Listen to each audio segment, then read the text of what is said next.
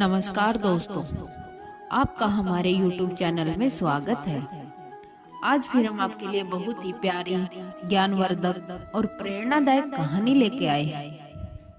इस कहानी को अंत तक जरूर सुने और यदि आप हमारे चैनल पर नए हैं तो चैनल को सब्सक्राइब करें और बेल आइकन जरूर दबाएं ताकि आने वाली वीडियो का नोटिफिकेशन आपको सबसे पहले मिलता रहे। तो प्यारे दर्शकों, आइए इस प्यारी सी कहानी को शुरू करते हैं। इस दुनिया में कर्म को मानने वाले लोग कहते हैं कि भाग्य कुछ नहीं होता और भाग्यवादी लोग कहते हैं कि किस्मत में जो कुछ लिखा होगा वही होकर रहेगा। यानी इंसान कर्म और भाग्य इन दो बिंदुओं की दूरी पर घूमता रहता है और एक दिन इस जग को अलविदा कहकर चला जाता है। तो प्यारे दर्शकों, यह कहानी कर्म बड़ा है या भाग्य है। भाग्य और कर्म को अच्छे से समझने के लिए पुराणों में एक कहानी का उल्लेख मिलता है। एक बार राजा विक्रमादित्य नाम के एक दानवीर, साहसी एवं न्यायप्रिय राजा थे। एक दिन राजा विक्रमादित्य के दरबार में दो व्यक्ति आए और बोले, प्रणाम महाराज, हमने आपका बहुत नाम सुना है, इसलिए हम आपके पास सही न्याय पाने की इच्छा से आए हैं।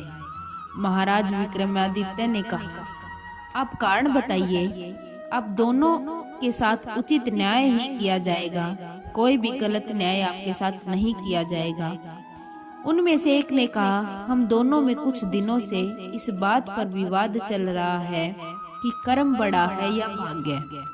मैं कहता हूँ कि कर्म बड़ा है और यह कहता है कि भाग्य बड़ा है। अब आप ही इसका सही उत्तर बताइए और न्याय कीजिए। दोनों व्यक्तियों की बात सुनकर राजा विक्रमादित्य सोच में पड़ जाते हैं। वो दोनों व्यक्तियों से कहते हैं, आप दोनों के इस प्रश्न का उत्तर देने के लिए मुझे थोड़ा समय चाहिए। आपके इस प्रश्न का उत्तर मैं 3 महीने के बाद दूंगा। आप मेरे पास 3 महीने के बाद फिर वापस आना। तब उन्होंने कहा, ठीक है महाराज, हम दोनों आपसे ठीक महीने के बाद ही मिलेंगे। उन दोनों व्यक्तियों के जाने के बाद राजा विक्रमादित्य उलझन में पड़ जाते हैं और प्रश्न का उत्तर जानने के लिए उन्होंने मन में कुछ विचार किया। उन्होंने 3 महीने के लिए राज्य का कार्यभार अपने मुख्य सेनापति को सौंप दिया और खुद राजा विक्रमादित्य भेष बदलकर नजदीक के दूसरे राज्य में पहुंच गए। वहां राजा विक्रमादित्य को एक व्यापारी मिला। व्यापारी ने राजा से कहा कि लगता है तुम नगर में नए आए हो, तुम्हें पहले कभी नहीं देखा। तब राजा ने कहा, मेरा नाम विक्रम है, मैं आज ही यहाँ आया हूँ। इस समय काम की तलाश में जा रहा हूँ। अगर आपसे के पास कोई काम मिल जाए तो बहुत मेहरबानी होगी। व्यापारी ने कहा, हाँ, मुझे एक सेवक की जरूरत है। तुम देखने में भी अच्छे परिवार के लगते हो। अच्छा बताओ,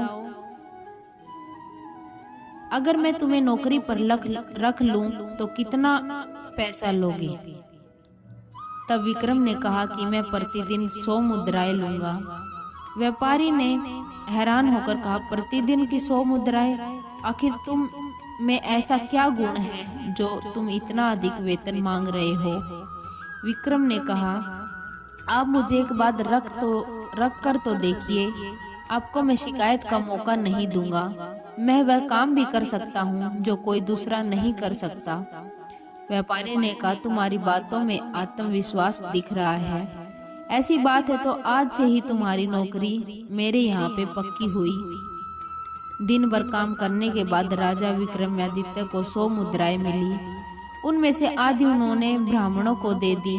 बाकी बची हुई मुद्राओं में से आधी उन्होंने गरीबों और भिखारियों में बांट दी और शेष में से कुछ साधु सन्यासियों को दे दी और कुछ अपने खाने पीने के लिए अपने पास रख ली।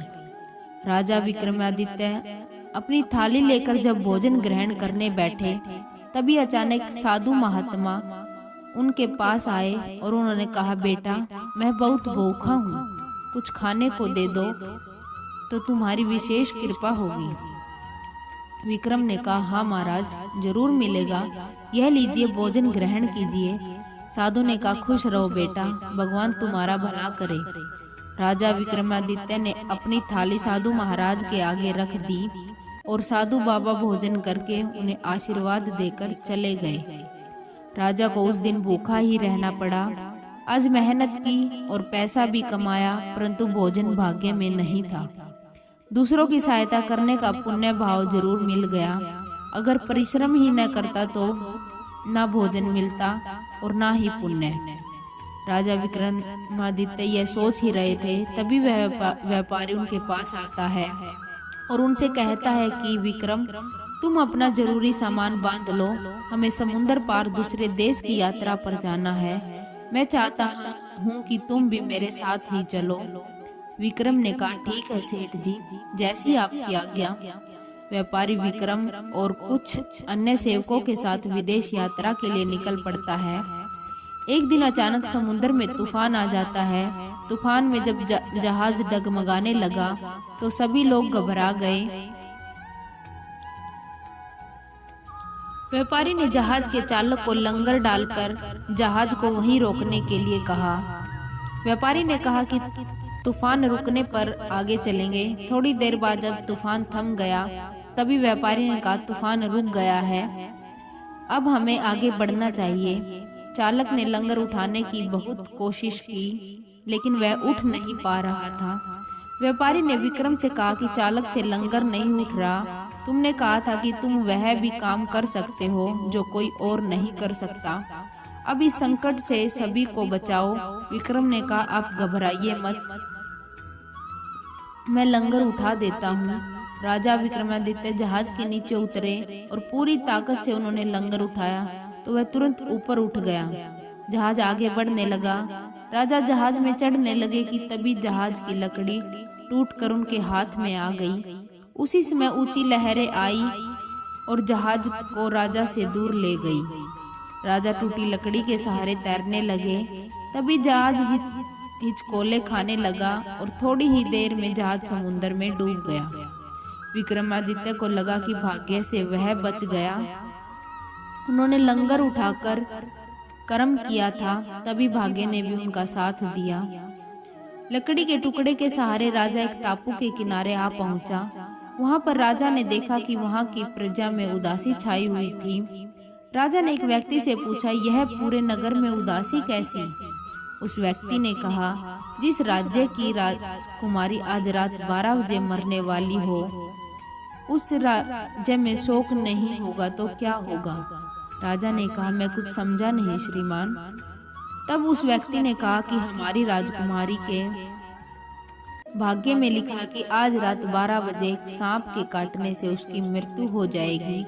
तब विक्रम ने कहा कि मुझे यहाँ के राजा से मिलना है। वह व्यक्ति राजा विक्रमादित्य को नगर के राजा चंद्रसेन के पास लेकर जाता है। विक्रमादित्य राजा चंद्रसेन से कहते हैं, महाराज अब चिंता से मुक्त हो सकते हैं। आज रात 12 बजे तक जैसा जैसा मैं कहता हूँ अब वैसा वैसा कीजिए। राजा चंद्रसेन ने कहा, अगर तुम हमारी विपदा दूर कर दो तो हम तुम्हें मुंह मांगा इनाम दे देंगे।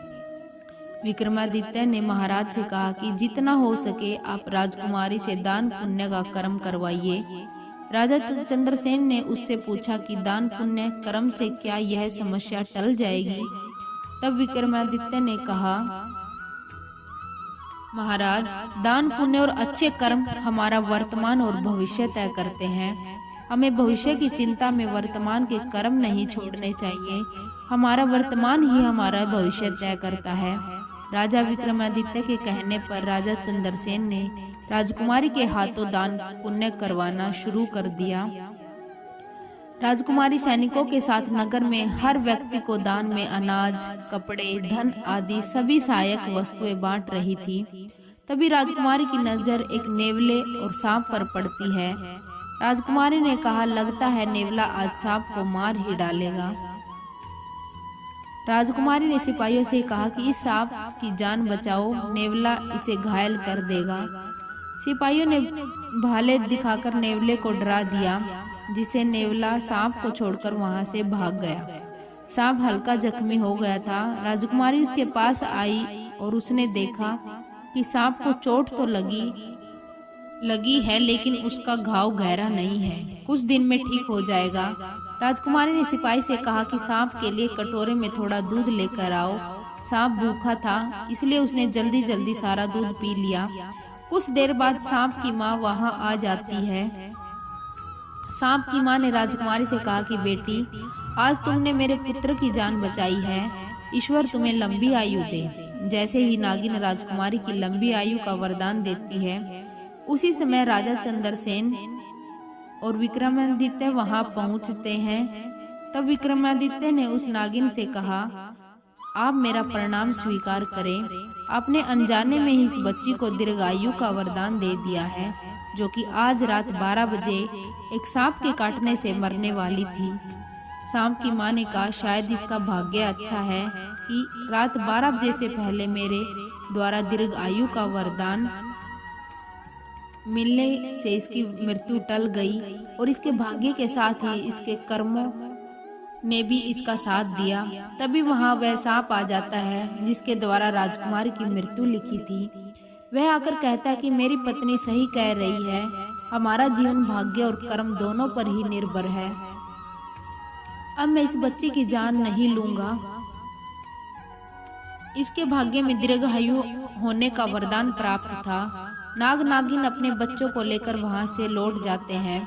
तब महाराज चंद्रसेन विक्रमादित्य से कहते हैं कि आज आपके कारण ही मेरी पुत्री की जान बच पाई है।